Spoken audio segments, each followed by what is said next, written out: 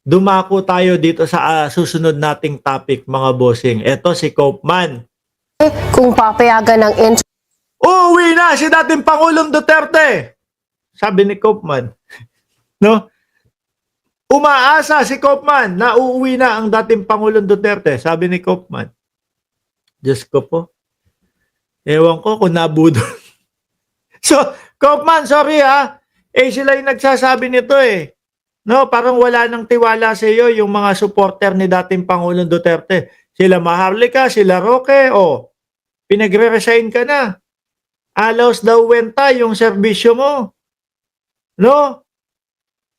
Hindi, kasi naman mga kababayan, ganito. Kung ikaw, susweldo 150 million per month. 150 million per month, multiply mo sa 10 buwan, 1.5 billion. Di ba? Kung ganoon, yung sinusweldo mo buwan-buwan mula sa mga Duterte, pahabain ko na ito. Buhay na pamilya ko hanggang 10 taon, buhay na buhay. Kung 10 taon mangyayari itong litisan kay dating Pangulong Duterte, ayos, buhay na buhay ang pamilya. Hindi, kasi naman ganyan na yung nakikita ng mga supporter ng dating Pangulong Duterte. Pero si Koopman patuloy pa din pong umaasa doon sa interim release. No?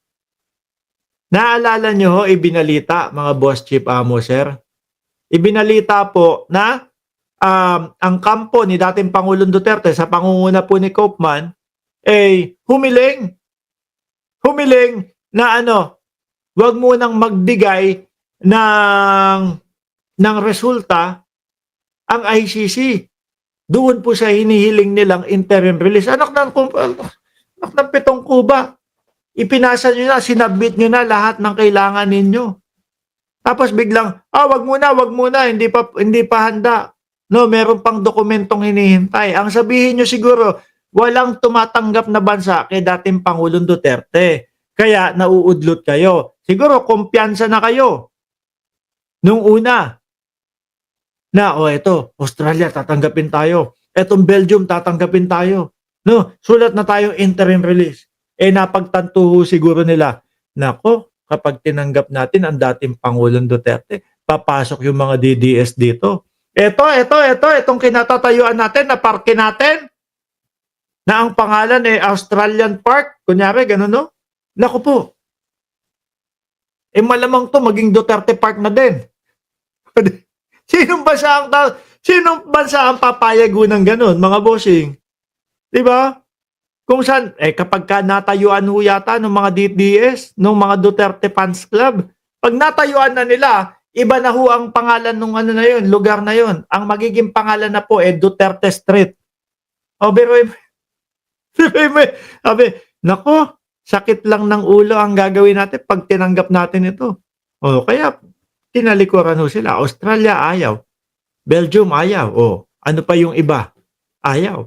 Kaya, hold muna. Kala kasi namin may tatanggap na sa amin Yung pala wala. No, hold muna. Di ba?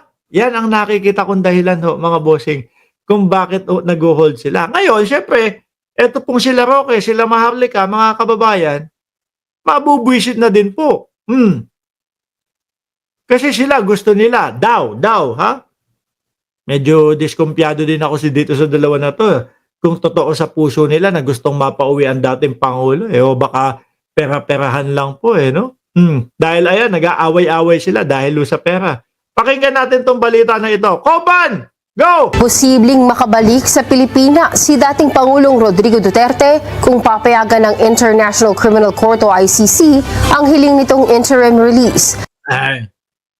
Eto Koopman, sa nakita doon sa mga naging galaw po sa Pilipinas, mga senador natin, etong sa Supreme Court mga kababayan.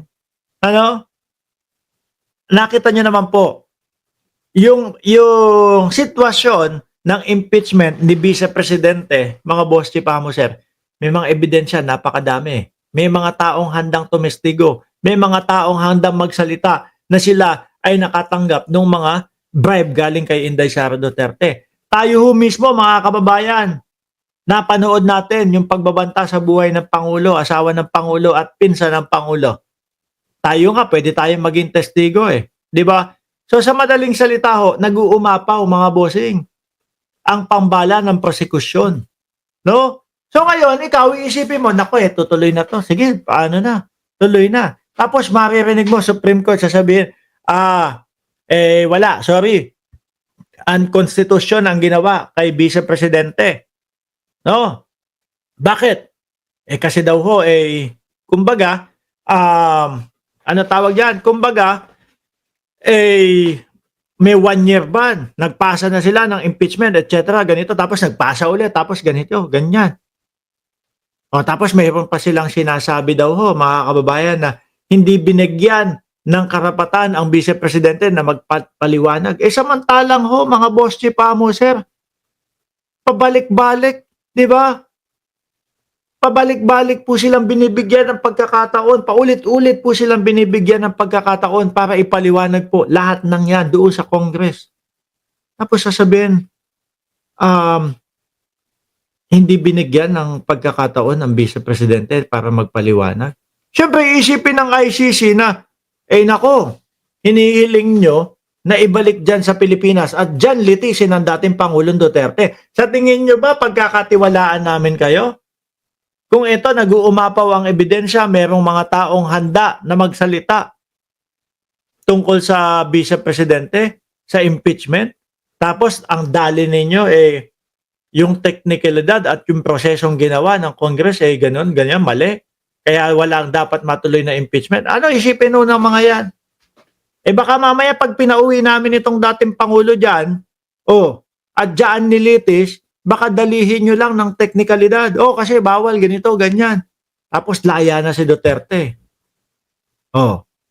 Tingin nyo, mas papayagan pa ho ng ICC, mga bossing, na umuwi ang dating Pangulong Duterte. Siyempre, iisipin ho niyan, hindi. Nandito na Actually, doon sa sulat nga nila, medyo may pag-amin na Diba? Hindi na ulit gagawa ng kalokohan o kung ano man yung hindi na nila gagawin ulit. Bakit palalayuin pa natin to? Di ba? Umaamin na O bakit papalayuin pa natin to? Sa Pilipinas, naku po, baka sabihin ng mga yan, wala. Palayain na ang dating Pangulong Duterte kasi mali yung proseso ng kung ano-ano pa. Dapat po ang mga atake dyan, yung mismong tanong, yung mismong kung ano po, yung iniuusig sa kanila. Di ba? Ngayon, ganito, kagaya ng sa Vice Presidente, kung gusto nyong mabura sa isip namin na walang magnanakaw, na kung gusto nyo na matanggal sa isip namin na hindi magnanakaw o na magnanakaw si Vice Presidente, kailangan ang depensa ninyo, hindi yung, ganito, kasi yung sa impeachment, 2 beses silang bawal yung ganyan. Dapat ang atake nyo, ito po ang mga dahilan namin kung bakit po masasabi namin na hindi totoo na nagnakaw sa pondo ng bayan ang Vice Presidente. Yung mismong sagot para maalis nyo sa isipan namin na oo nga, tama naman sila, napatunayan nila, na depensa nila na hindi nagnakaw ang Vice Presidente. Hindi.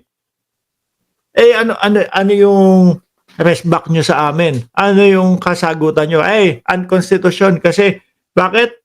2 beses o ilang beses o 4 na beses silang nagpasa ng impeachment, may 1 year ban. Anak ng 7 kuba.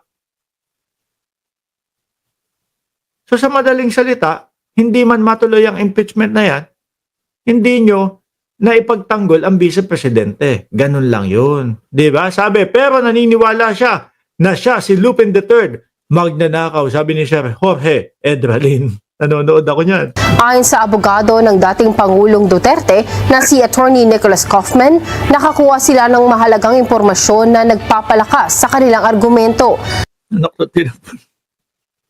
Ang argumento mo sasabihin ni Kaufman, nako, kakausapin ko ang presidente ng Pilipinas. Sasabihin ko, wag ka nang mamagitan sa ICC.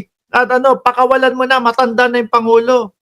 Yun yung laging argumento nito, mga boss Kaya nga ho, nagagalit si Maharlika at si Roque dito eh. Oh, Dagdag ni Kaufman, kailangan pa nila ng karagdagang datos upang makumpleto ang proseso. sorry ho pero tingin ko mga kababayan, tingin ko ho, wala man akong believe kay Roque. Pero kung mas si Roque, kung papayagan at kung pwede na maging ICC tagapagtanggol ni dating Pangulong Duterte, tingin ko kahit papaano mas maipagtatanggol eh. 'Di ba? Ito biglang hugot lang din si Kaufman eh. Si Roque at least kahit papaano alam yung mga simula, 'di ba? Alam yung mga background, mga bossing. Ito si Kaufman talaga totoo ho. Parang hula-hula.